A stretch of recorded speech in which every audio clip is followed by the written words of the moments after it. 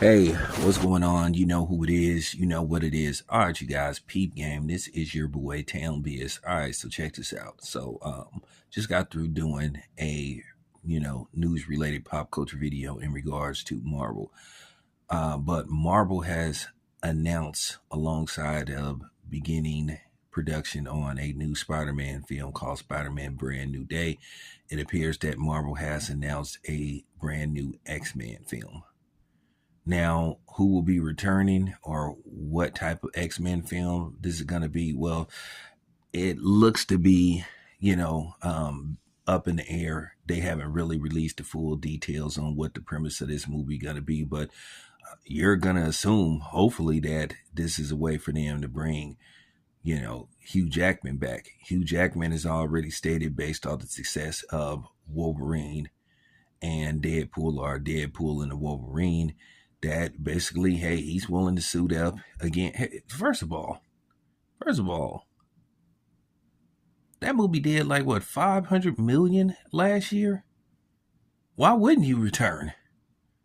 Listen, if you have a movie that is that successful and they offering you like 10 to 15 million to return, if I'm Hugh Jackman, yeah, I would return. And then there's also talks of another possible solo Wolverine movie.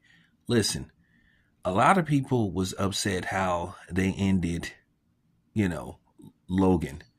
A lot of people wasn't too pleased about that because technically they wasn't really supposed to kill Wolverine off, because they did have a series of comic books called Old Man Wolverine.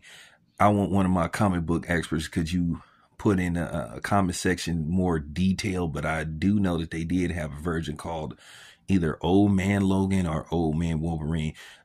Put in the exact name of the series of comic books. So I kind of didn't understand.